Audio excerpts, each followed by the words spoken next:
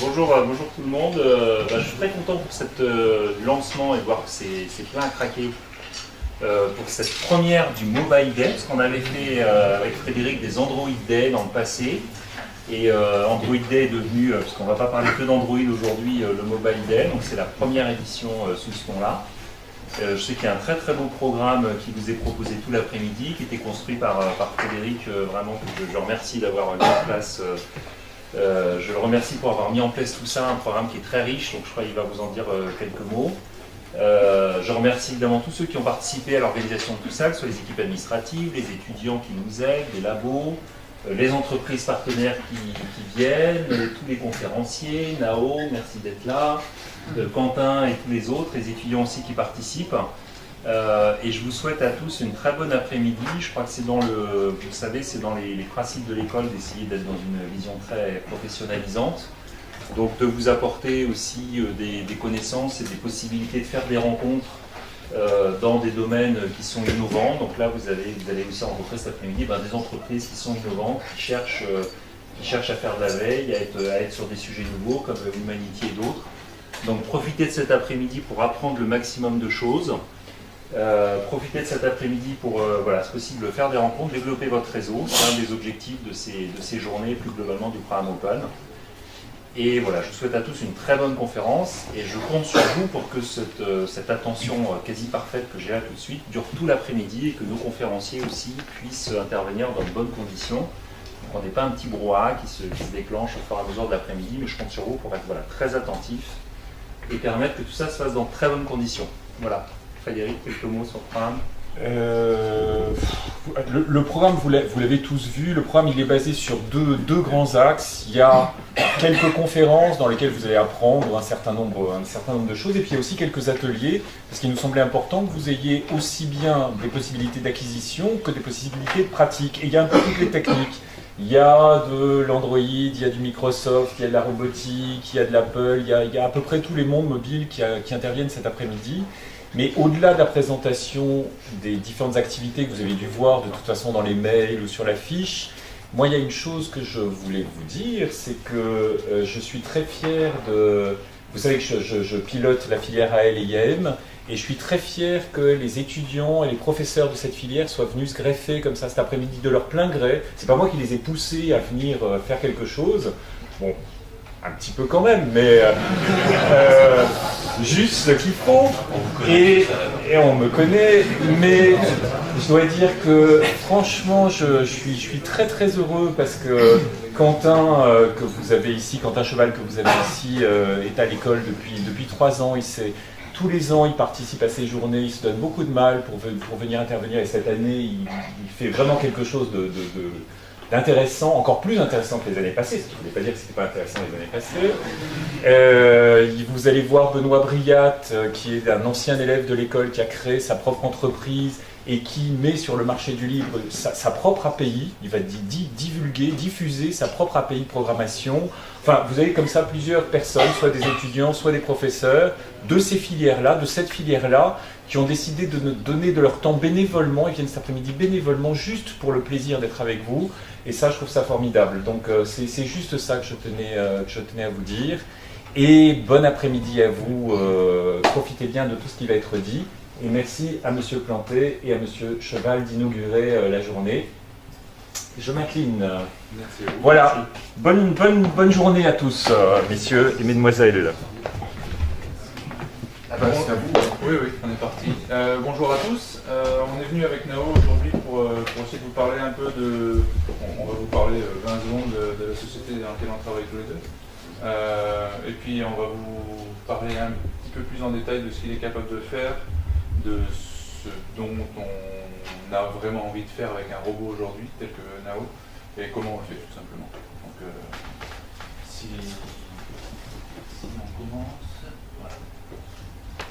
Aujourd'hui, moi, Mathieu Planté, je travaille chez Wemanity depuis maintenant presque 1 an. Wemanity, c'est au départ une société de services qui est basée sur l'agilité. Donc on a une grosse équipe de coachs agiles qui vont faire de la transformation des sociétés pour amener à l'organisation agile. Par-dessus ça, c'est greffé se sont déjà fait plusieurs activités. Le studio digital, je déteste le mot digital parce que voilà, merci d'avoir mis ça.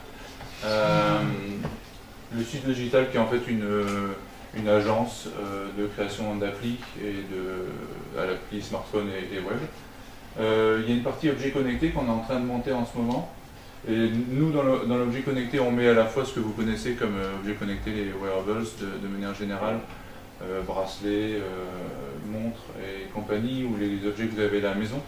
Et on y met aussi la robotique, parce que clairement c'est un objet connecté et ça va amener pas mal de services dans la maison. Et à la fin, dans les dernières activités qu'on a créées, il y a la partie POC Factory, donc Proof of Concept, qui est simplement une agence de prototypage pour faire de l'expérience utilisateur et démontrer des usages. Donc ça, c'est l'activité de Humanity aujourd'hui. Dans le cadre de cette activité, on a acquis un AO. J'ai travaillé pendant quelques mois chez Aldébaran, qui est le fabricant de cette bestiole. C'est le 4e modèle, me semble-t-il. Aldébaran, c'est une société française qui est basée à Issy-les-Moulineaux aujourd'hui, qui a pour but de créer des objets de ce type-là, c'est-à-dire un robot anthropomorphe. C'est un robot anthropomorphe, donc basiquement 2 bras, 2 jambes, une tête. Les 2 jambes ne sont pas nécessaires. S'il est capable de se déplacer autrement, c'est aussi bien. Vous verrez que la stabilité d'un robot de ce type-là est quand même relativement précaire. Et l'idée, c'est de pouvoir se réfléchir dans le robot. Il faut qu'on puisse avoir une interaction claire avec le robot, donc se reconnaître à travers lui. On se reconnaît plus facilement à travers quelque chose qui a une tête, 2 bras, 2 jambes et un tronc, et des yeux. C'est pour ça qu'on fait des yeux au robot en général. Ce robot-là, lui, il a pas mal de capteurs. Donc il a dans les yeux, ben non, pas de caméra, en fait, il a juste des détecteurs infrarouges. Les 2 caméras sont sur le menton et sur le front. En fait, c'est tout simplement pour bien voir au sol, parce que sinon il va taper dans quelque chose, il va tomber. Donc c'est vraiment pour voir le sol. Il a les capteurs de son qui sont au-dessus de sa tête. Il en a 4 qui permettent de spatialiser le son. Autour, vous avez des haut-parleurs, tout simplement, au niveau des oreilles, ce qu'on pourrait appeler les oreilles. Des capteurs tactiles sur la tête. Vous avez les mêmes capteurs tactiles sur les avants des mains. Et des bumpers à l'avant des pieds. Il y a un bouton central qui ne sert pas à grand chose à part lui faire dire son IP. Il a ici des émetteurs et récepteurs d'ultrasons qui lui permettent de bien voir ce qu'il a devant lui et ne pas avancer si il a un obstacle. Il a des capteurs de pression sous les pieds aussi. Il est capable de savoir s'il a touché le sol.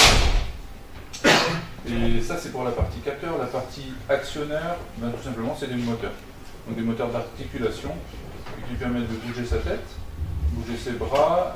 Ici, il a un système de hanches un peu compliqué qui lui permet de vraiment faire tourner la jambe. Et puis, ben, je vais vous le lever juste après. Vous verrez qu'il est capable de se déplacer et de faire des choses rigolotes.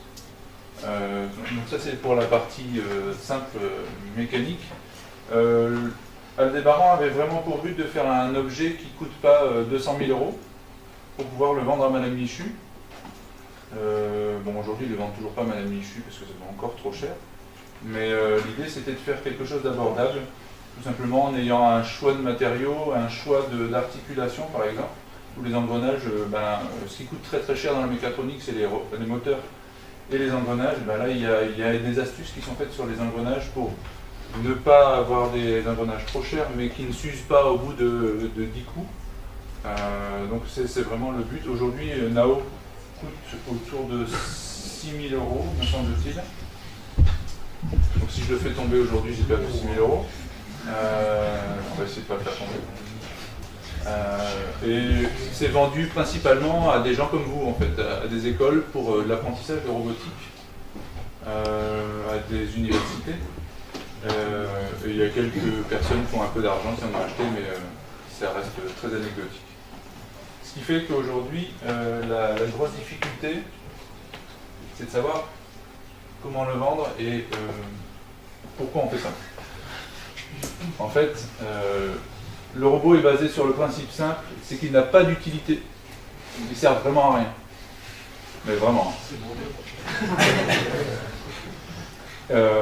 Aujourd'hui, on a des robots dans l'industrie, on sait très bien ce qu'ils font. Ils peuvent passer du joint-colle sur les pare-brises dans l'industrie automobile, où ils vont déplacer des matériaux très lourds. Ces robots-là, il ne faut pas du tout qu'il y ait d'utilité. Le but, c'est vraiment de faire que de l'interaction. C'est de vous parler, de vous reconnaître, de vous suivre, d'interagir avec vous et d'être une espèce d'animal de compagnie en plus. C'est clairement pas le robot cible qu'on aura un jour à la maison, si on imagine un futur dans 50 ou peut-être un peu moins dans 30 ans, avoir un robot à la maison. Il est beaucoup trop petit, il n'a aucune force, donc c'est pas un robot qu'on pourra avoir à la maison. Par contre, c'est un bon outil d'expérimentation pour savoir interagir avec lui. Donc aujourd'hui, on a ça. Voilà, on essaye de créer de l'application avec ça. Si on continue, vas-y. Ouais. Je tiens à préciser que l'image n'est pas de moi, et c'est pas moi non plus. Ça se voit. Merci. En fait, ce que fait Nao aujourd'hui, c'est du dialogue principalement avec un gros moteur de reconnaissance vocale qui est dans sa tête, puisque la principale intelligence est dans la tête, si on peut parler d'intelligence. Donc reco vocal, text-to-speech, et puis après il a 2-3 éléments dont je vous parlerai après, qui s'appelle, dans le robot Basic Awareness, en fait il a une conscience de son environnement, relativement basique, comme c'est écrit, mais qui lui permet de savoir s'il y a quelqu'un devant lui et il va représenter la personne. Nao aujourd'hui représente la personne comme une tête en fait. Il ne voit que la tête, il ne reconnaît que les visages. Donc il voit une boule et il représente la personne comme une boule. Donc il est capable de vous suivre si vous bougez. Et c'est plutôt pas mal quand on a une conversation avec le robot. Aldebaran fait d'autres robots pour le compte d'un opérateur télécom japonais qui s'appelle SoftBank. Le robot lui-même s'appelle Pepper, il fait 1m20, donc tout d'un coup on est dans une autre échelle. Il n'a pas de pied, il a 3 roues un peu spéciales qui lui permettent de se déplacer, d'être super stable surtout. Parce qu'à 1m20, en fait, au premier coup de vent, il est par terre. Et ce robot-là, lui, il a des capacités de traitement en plus, et il est capable de représenter l'intégralité du corps d'un être humain qui se trouverait devant lui. Donc en gros, on est représenté par un cylindre et une boule en haut, parce que la boule est toujours là pour être le visage. Donc c'est comme ça qu'il se repère, et surtout, quand vous avez ça comme objet, s'il a un faux mouvement et qu'il vous tape, vous n'avez pas trop mal. Quand vous avez un robot qui fait 1m20, qui a donc un bras beaucoup plus long, si vous en colle une, c'est autre chose. Pour en avoir déjà pris sur la tronche, ça fait assez mal. On peut passer directement à ça. Ouais. Alors aujourd'hui, Nao, en fait, il a plusieurs niveaux, effectivement, au niveau technique, les langages, il y a plusieurs niveaux. Tout ce qui est bas niveau, c'est-à-dire driver, parce que c'est de la mécatronique, donc il faut quand même gérer toutes les parties mécaniques avec des actionneurs tout simplement. Donc c'est du driver et du C++ et du C++. C'est réservé à Aldebaran, il n'y a qu'Aldebaran qui touche à la partie cœur, donc l'OS et tous les drivers. Et Aldebaran a mis en place en fait un middleware qui s'appelle Naoki, qui se prononce pas qui d'ailleurs, qui se prononce chi, qui veut dire l'âme normalement. Ce Naoki est en fait un middleware qui est capable en Python, qui permet d'appeler des fonctions un peu plus macro sur des mouvements, donc, ou sur des capteurs tout simplement, et qui permet de programmer le robot. Donc ça c'est le niveau au-dessus. Et encore au-dessus, comme ils avaient pour objectif de vendre Nao à Madame Michu, enfin c'est une Madame Michu qui sait faire des trucs quand même, hein, ma grand-mère n'arrivera pas à jouer avec Nao, je pense qu'elle va le faire tomber d'ailleurs. L'idée c'est qu'ils ont créé un logiciel qui est capable de générer du Python mais le tout basé sur des boîtes logiques avec des fonctions intégrées dedans.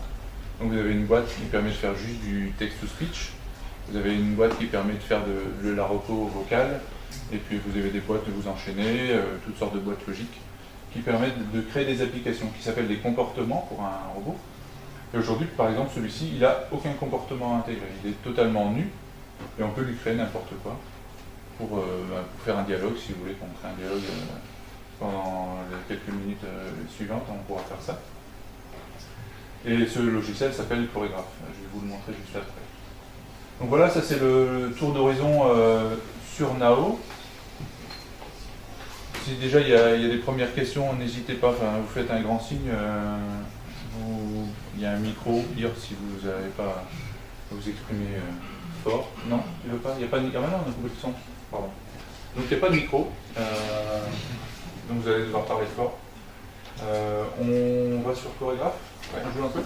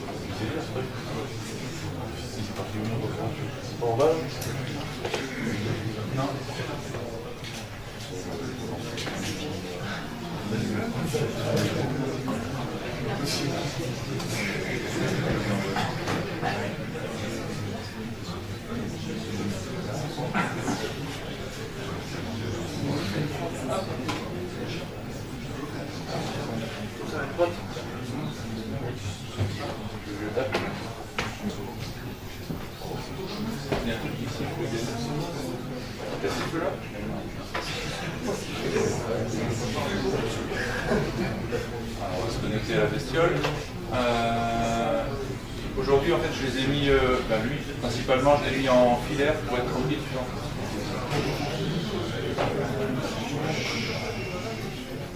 Il est en filaire parce que je ne maîtrise pas forcément l'environnement que vous avez ici. Il embarque le Wi-Fi sans problème.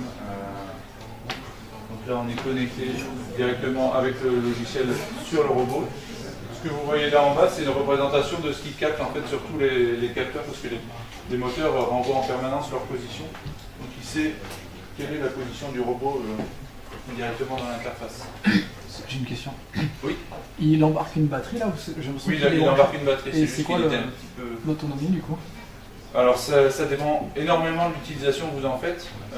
S'il est statique et qu'il fait que du dialogue, vous pourrez faire ça pendant 3 heures. S'il bouge beaucoup, les moteurs vont consommer énormément d'énergie et vous allez descendre facilement à 1h30. Okay. Vous avez certainement déjà vu certains matchs de foot à base de Nao qui courent tellement vite qu'on peut les boire une bière entre chaque passe. Les matchs, il ne faut pas qu'ils durent très longtemps, vraiment pas, parce que outre le fait qu'ils vont tomber et donc ils vont se relever, ça va prendre encore plus d'énergie. S'il est capable de se relever tout seul une fois qu'il est par terre. Aujourd'hui, le but c'est pas d'avoir une pile à combustible à l'intérieur du Nao pour être super résistant et super autonome. Allez, c'est bien. Donc, comme vous l'avez vu là ici, on a sa représentation 3D. On est normalement capable de voir ce qu'il voit aussi. Donc, voilà ce qu'il voit. Mais c'est ce qu'il voit avec la caméra du haut. On n'aura pas la vision de la caméra du bas, parce qu'elle ne sert pas à la vraie vision en fait, elle sert juste pour compléter la vue. Vous avez des poses standards, vous avez ici énormément de boîtes. Donc, si on parle d'Animated C par exemple, Animated C c'est une boîte un peu particulière, elle fait du text-to-speech. Donc il suffit de lui demander d'écrire un truc, alors on va le mettre en français. Elle va dire bonjour. L'idée étant d'animer le robot de manière naturelle en fonction des mots qui sont dans la phrase. Donc là, normalement, bonjour, il doit faire un signe, s'il a reconnu le bonjour. Je vais tenir le pied parce qu'il est en hauteur. Bonjour. Voilà. Donc c'est pas moi qui ai programmé spécifiquement le bonjour, il a reconnu le bonjour, il a une banque de mouvements liés à ce truc-là, à ce mot bonjour, et pareil pour l'ensemble des phrases, on pourrait lui faire dire n'importe quoi. Il va essayer de mimer ou de représenter les mots. On peut lui faire dire toutes sortes de choses. En général, la première chose qu'on fait, c'est lui faire dire des saloperies. C'est classique, hein, il n'y a pas de... C'est toujours une femelle ou... Ça, nous, on le représente plutôt comme un mâle, en général. Ah, d'accord, parce que là, j'ai bien entendu une voix féminine, non? Je sais pas si... Alors, la voix qui est utilisée, c'est une voix entre les deux, une voix tranquille. Pour éviter ce genre de questions, en l'occurrence. En général, on représente plutôt comme un petit garçon, c'est un peu l'idée. Le robot dont je vous ai parlé tout à l'heure, qui fait 1m20, qui est dans les boutiques de SoftBank au Japon. Pendant très très longtemps, nous on l'a considéré comme une fille, puisque c'était le projet Juliette. Et quand SoftBank l'a récupéré, il pensait plutôt à un garçon. Donc, pendant une période un peu de transition, c'était indéterminé. C'est un vrai sujet de donner un sexe au robot, hein. C'est un peu compliqué. Donc après on peut lui faire faire du dialogue. Alors pour le dialogue, on a des choses un peu plus compliquées. On va dire qu'on fait du dialogue en français. Par défaut, hop, il l'a foutu là. Elle est là. Tu peux la glisser par là.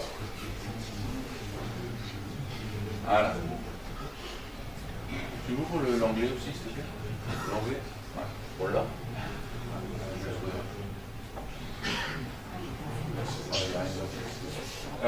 En fait, en dialogue, il y a une syntaxe particulière pour faire du dialogue qui permettra de...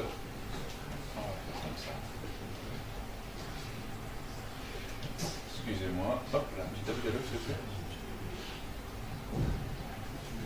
Non, c'est laquelle, celle-là?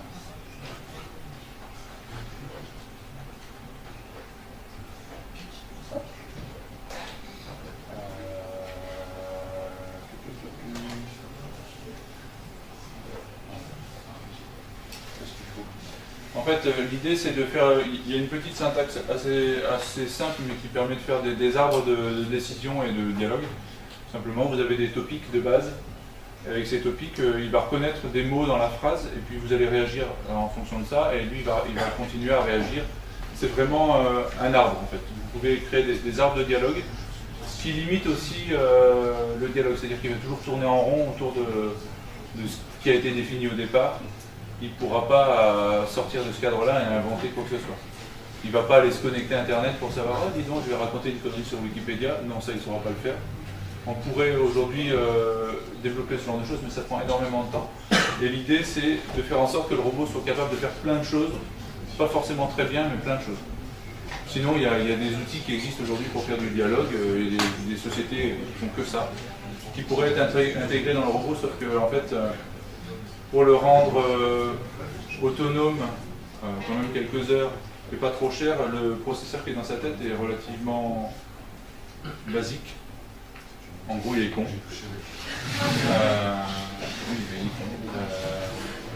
Et donc, on ne peut pas non plus mettre des moteurs de dialogue très très compliqués dedans.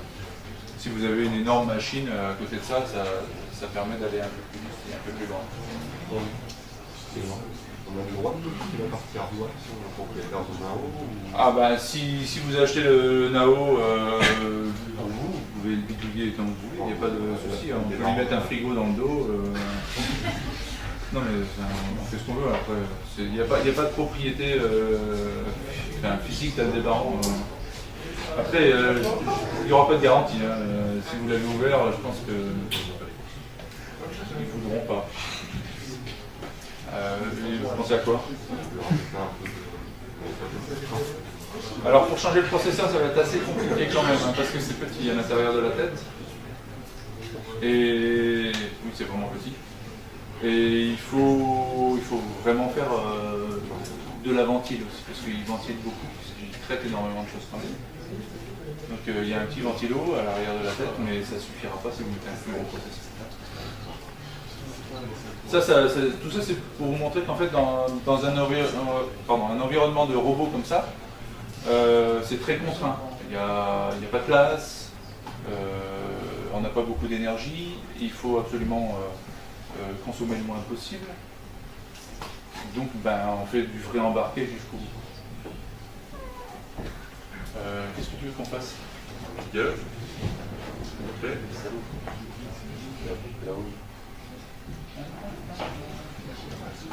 C'est un dialogue du midi.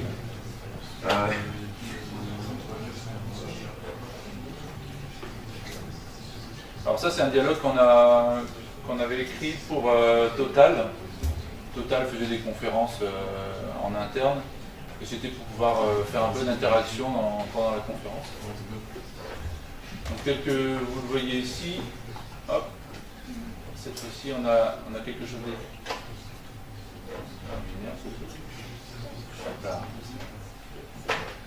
Donc on crée des concepts en haut, et puis après on lui dit, si tu entends bonjour, tu fais ça. Donc tu dis le concept de bonjour, qui peut être hello, salut, bonjour, coucou. Et dis donc, tu as l'air sympa, et compagnie.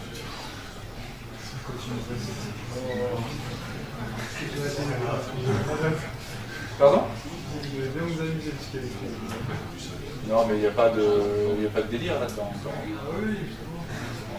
Là, c'est dans le cadre. Non, mais c'est dans le cadre du boulot. Alors, je vais éviter de faire des conférences chez Total avec des saloperies écrites. Ah oui, mais vraiment, non, c'est Total, hein, c'est pas très. C'est un peu sérieux quand même. Ce qui permet aussi des fois de raconter des conneries à côté avec le robot. Mais, tu veux lui parler? Non, vas-y, je te laisse faire, c'est chiant. Alors le truc, c'est que je vais devoir lui hurler dessus pour être sûr qu'il m'entende. Donc vous inquiétez pas si je lui hurle dessus.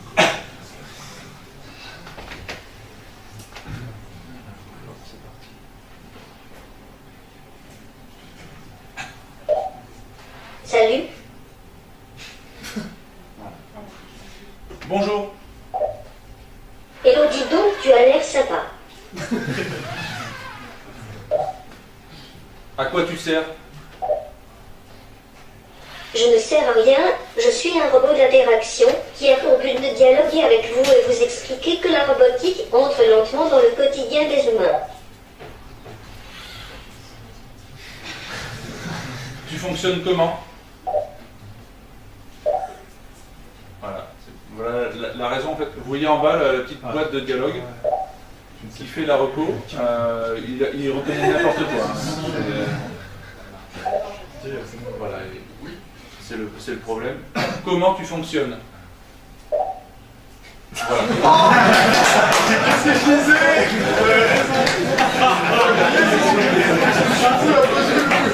C'est ce qu'il a fait.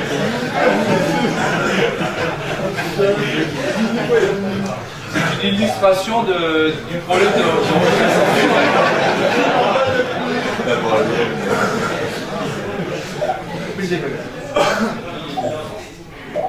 Comment tu fonctionnes? En fait, il ne voudra pas. Qu'est-ce qu'il y a en dessous d'ailleurs? Il ne fonctionne pas.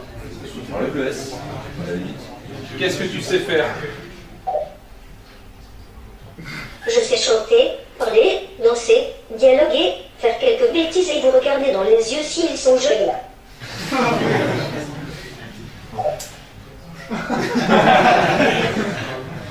S'il y a quelqu'un qui veut venir lui parler, n'hésitez pas, hein, parce qu'il reconnaîtra n'importe quoi aussi pour vous. Il n'y a pas de raison.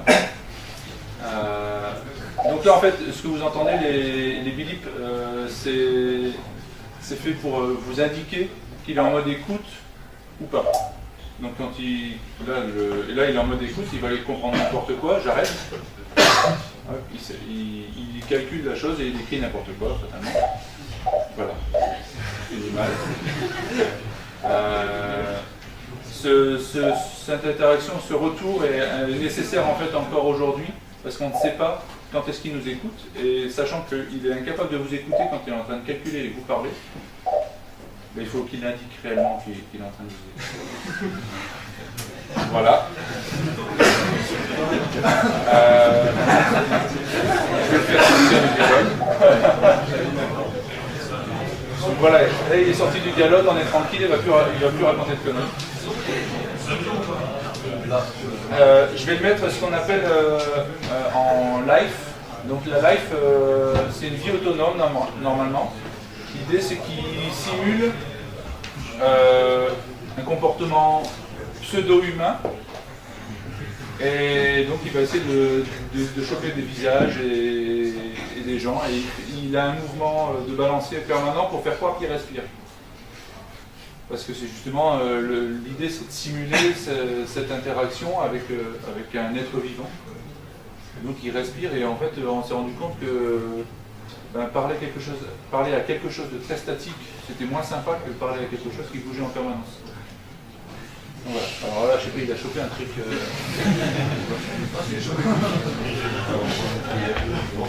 Now. Il ne va pas vouloir. En fait, vous êtes un peu trop nombreux. Et là, il voit plein de visages. On a Jean-Michel Jarre avec nous. Il voit trop de visages et en fait, il n'arrive pas du tout à savoir à qui parler. Ça s'est détecté combien de têtes? Bah, lui, une. Ah, la boule, elle est là, là.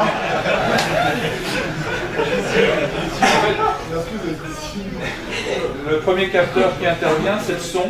Et c'est à partir de la spatialisation du son qu'il va essayer de se tourner vers l'endroit où il pense d'où vient le bruit, tout simplement. Et puis après, il va essayer de choper un visage. Là, il s'en sort pas trop. Là, il l'a chopé, et puis il le perd, et puis il y a beaucoup trop de bruit pour lui. C'est justement l'une des difficultés principales de l'interaction avec les gens. On peut faire un dialogue en one-to-one. Dès qu'il y a deux personnes en face, il est totalement paumé, et puis il va recommencer le dialogue avec l'autre personne, il va faire que ça. Voilà pour Nao. Pourquoi il n'y a pas un mot-clé qui permet de le mettre en dialogue?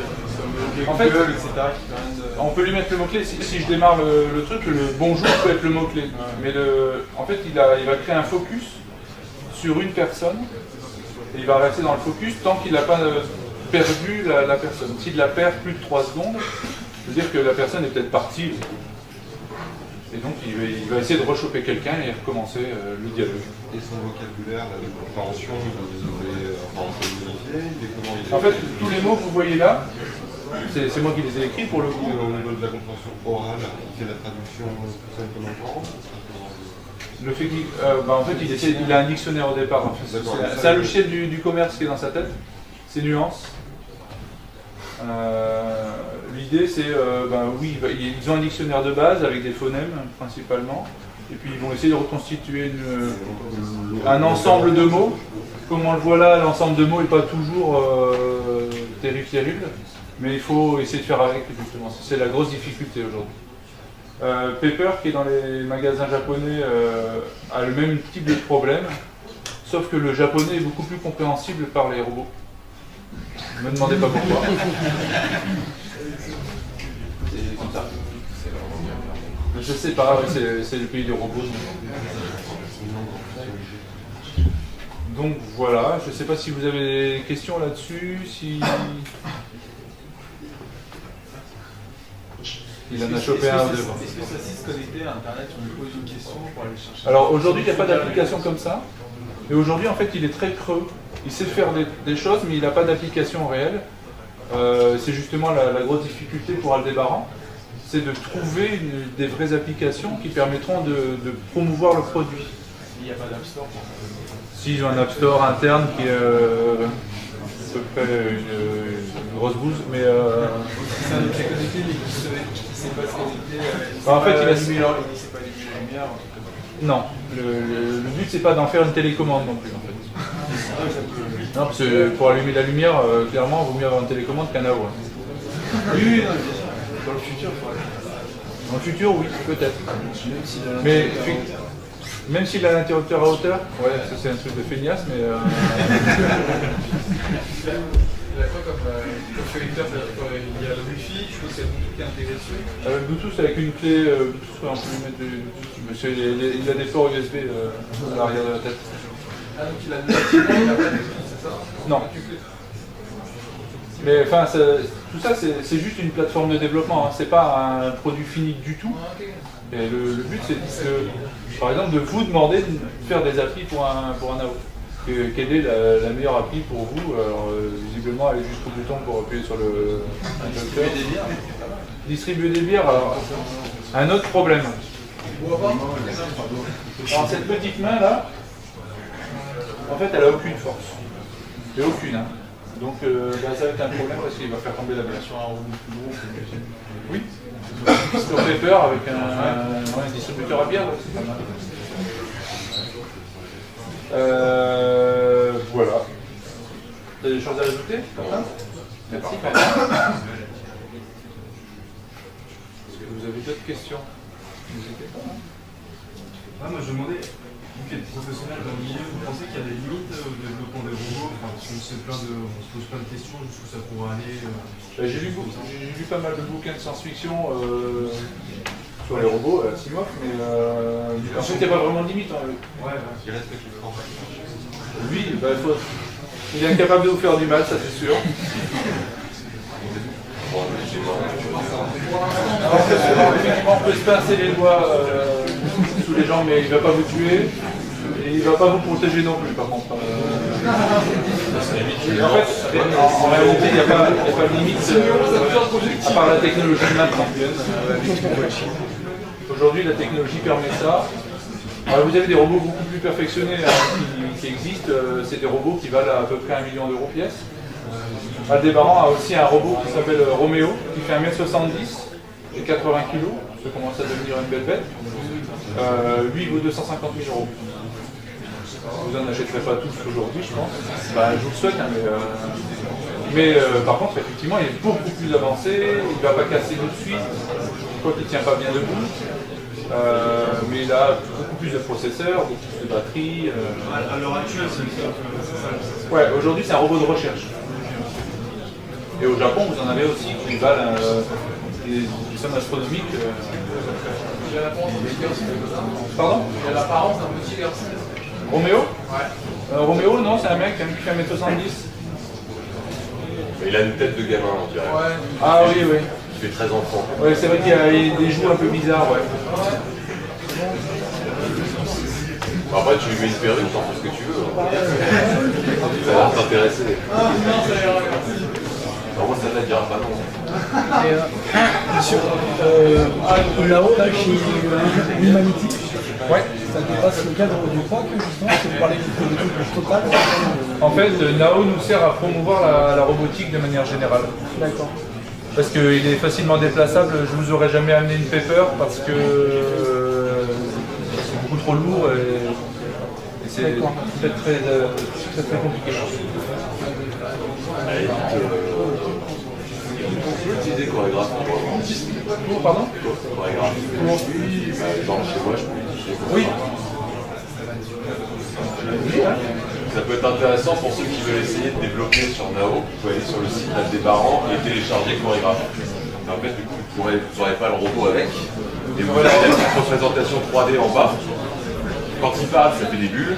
Et vous pouvez faire tout ce qu'on fait sur un vrai Nao. Vous pouvez le faire dans chorégraphe et le tester sur ça. Et après, peut-être que vous aurez l'occasion de le faire sur un vrai. Puis vous nous appelez, puis on fait les applis. Ouais. Oui. Ouais, c'est ça. Le chorégraphe est gratuit. C'est gratuit pendant 70 jours. 90. Capable de marcher, le robot. Il est capable de marcher. Là, je l'ai évité.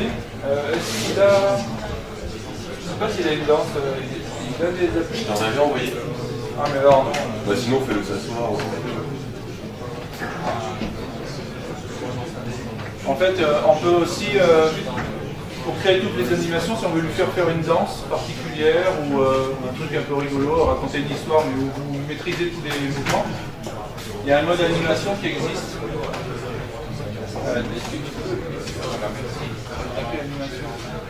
Non, timeline.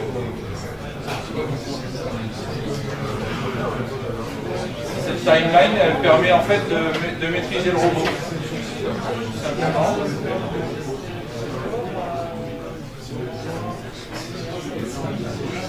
On se met là, on dit ah j'ai envie de gérer le bras, qui a dû apparaître là, je pense.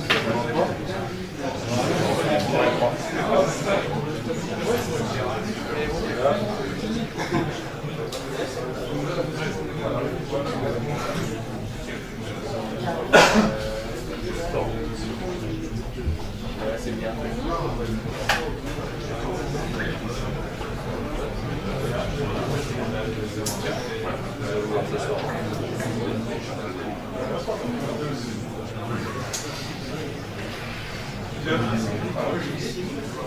Ça c'est juste, j'ai mis deux positions et fait l'interpolation qui va bien entre les deux positions. J'essaie de faire.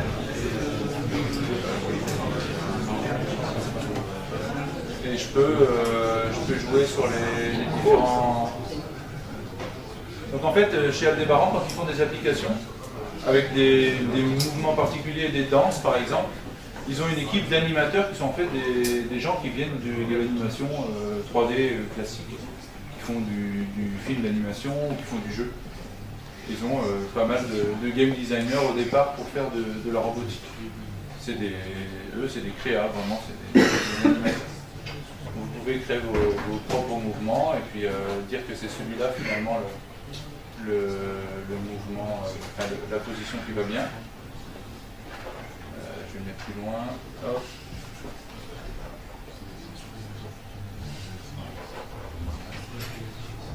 On met là. Bon, là c'est un peu ridicule, mais je vais le mettre. Il descend très vite.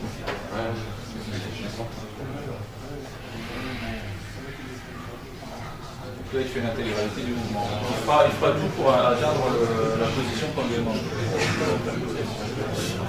Il a une conscience aussi de son propre corps pour éviter d'essayer de faire traverser sa main à son torse. Là, il a quelque chose à nous dire, mais on ne va pas lui demander. Je pense qu'il a chaud. Oui, alors il prévient aussi parce que les moteurs consomment pas mal d'énergie, et notamment en situation debout où il consomme de l'énergie, donc il chauffe tout simplement. Ces moteurs-là ont un faux capteur de température en fait, qui fait juste du calcul du courant qui est passé pendant les 10 dernières minutes et estime une température. Dans Pepper, qui est la version plus grande, il y a des vrais capteurs de température, des fois c'est vraiment trop élevé. Donc elle désactive les moteurs. Et il y a les freins qui rentrent en fonctionnement pour éviter qu'elles tombent. Oui, c'est moins cher, tout simplement. Moins cher et moins d'encombrement aussi. Des mouvements qui pourraient les déséquilibrer par rapport à eux. Alors, non, il ne sait pas calculer son propre centre de gravité. Ce qui fait que des fois, effectivement, quand on fait un mouvement et qu'on ne fait pas gaffe, typiquement si je fais ça, lui faire lever les bras les deux en même temps un peu trop vite, ben... Il y a le sol aussi qui rentre en jeu au bureau, le sol est pour et du coup dès qu'on essaie de faire une anime, il faut se lever. Et là par exemple, il doit prendre de la table sur le banc d'avant. Non, il sait pas, non, il va tomber. Et tout ça c'est pour vous dire qu'en fait on est vraiment au début de la chose. Alors ça fait quelques années que Aldébaran fait des robots, il y en a depuis longtemps des robots, mais des robots qui sont capables d'être présentés ici et d'être beaucoup moins. Et il y a encore énormément de travail. Oui, il y a beaucoup de taf, mais il y a pas mal de traitements de signal, il y a pas mal de traitements d'image de manière générale. En fait, en jouant avec le Python, vous pouvez développer ce que vous voulez. Il a vraiment chaud. Je vais le remettre en dessous. Voilà. Ouais. Vous avez encore des questions?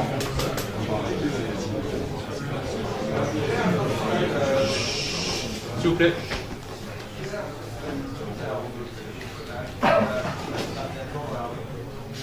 La principale limite, c'est nous en fait. C'est ce qu'on veut vraiment du robot. Parce que si vous allez au Japon, par exemple, les gens ils apprécient énormément l'interaction avec le robot. En France, quand vous présentez les robots, les gens ils ont plutôt une espèce d'appréhension. Il va me buter, il va me piquer mon boulot. C'est nous en fait la vraie limite au robot. Sinon, après la limite elle est technique de la technologie du moment. Mais il n'y en a pas. C'est juste, on peut faire vraiment ce qu'on veut avec les robots. Je ne sais pas si je réponds à ta question. Et c'est vraiment nous qui ne voulons pas forcément faire grand chose avec les robots. En réalité. Alors qu'ils pourraient surveiller nos vieux. Non mais c'est pas une blague. C'est un projet ça, non? Oui, ça fait partie des... Il y a des trucs qui sont en cours, ils l'utilisent aussi pour familiariser les enfants autistes avec le langage corporel. En fait, les enfants autistes ont du mal à interpréter les expressions du visage, et le fait que Nao soit juste une boule avec deux troncs, il n'y a pas d'interprétation possible. C'est voilà, les gentils, les pas gentils. Il n'y a pas de jugement. Il y a des organismes qui utilisent Nao pour justement jouer avec les enfants autistes, leur permettre de mieux s'intégrer dans la société. Ça existe déjà. Et pour les personnes âgées, c'est un projet, ça n'a pas été fait encore. Pour les personnes âgées, aujourd'hui, la vraie difficulté, c'est l'entretien du robot par la personne âgée. Donc, ça se mord la queue pour l'instant. Parce qu'en plus, vous dites 3 heures d'autonomie. Ouais. Non, mais lui, c'est sûr qu'il est... Mais vous en voulez pas à la maison, en vrai. C'est un robot pour faire ce qu'on vient de faire aujourd'hui. Même les plus grandes tailles. Les plus grandes tailles, selon le modèle et ce qu'on veut en faire réellement dans la journée, il est capable de tenir quand même un peu plus. Parce qu'il est gros, on peut lui mettre pas mal de batterie, de toute façon il faut lui en mettre pour le stabiliser. Parce qu'il est assez grand, assez fin, donc il a une tendance à tomber assez facilement.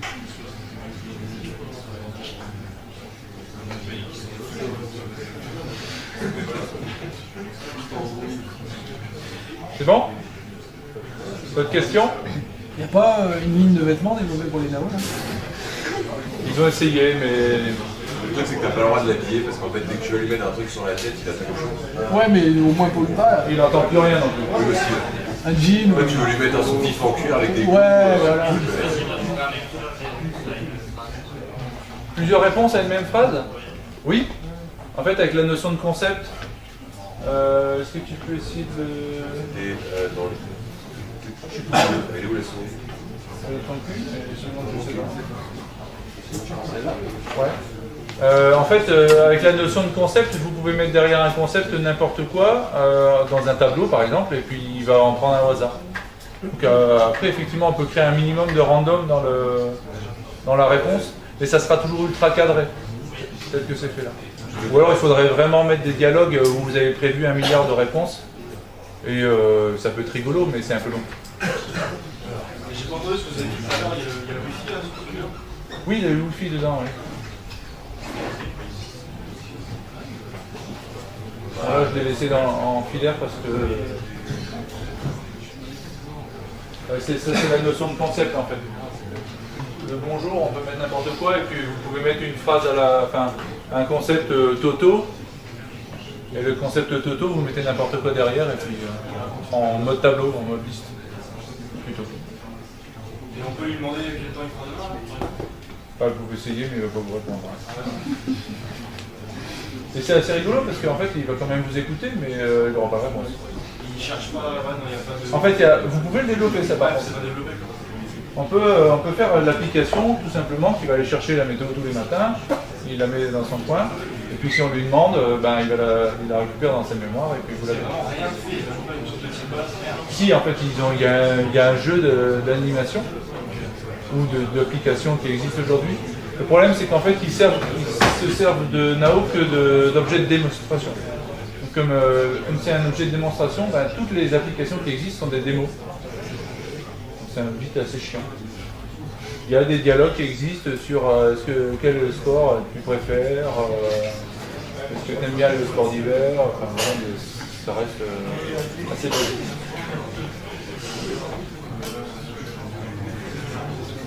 Oui. Parce qu'il est très con.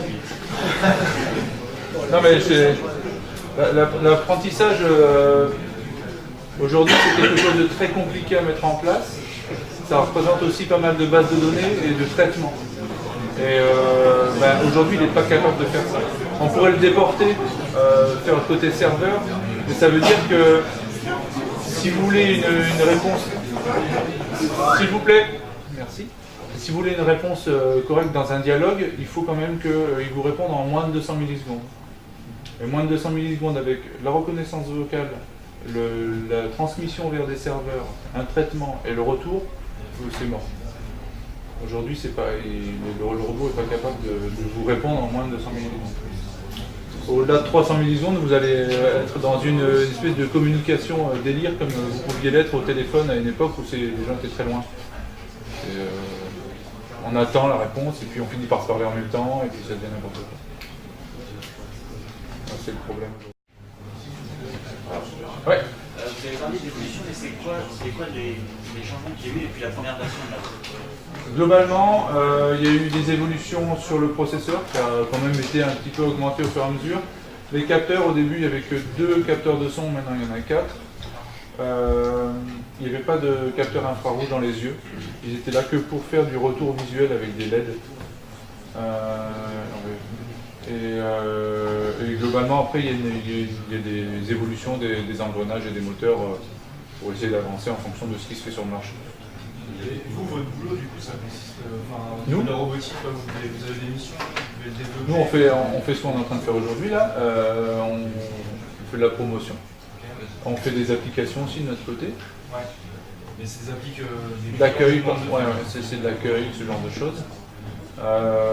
Puis globalement, on fait beaucoup de promotion parce qu'il n'y a pas aujourd'hui de vrai marché. Ça reste de la veille, plus. Il prévoit un 5 Sûrement, oui. Ouais. Ils en font un tous les ans. D'accord. Merci à vous tous. Merci.